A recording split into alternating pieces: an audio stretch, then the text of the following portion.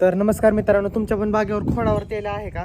जर खोडावर तेल असेल तर एक काम करा, जी झाडं तेलाग्रस्त आहेत किंवा ज्या झाडाच्या खोडावर तेल आलाय ती झाडं उपटून काढा. आणि मित्रांनो त्यानंतर लगेच 1% बोर्ड म्हणजे मित्रांनो, जर समजा 100 लिटर पाणी तुम्हाला वापरायचं असेल तर त्यात 1 किलो तुम्ही ही टाका, मोरचूद म्हणजे कॉपर सल्फेट टाका.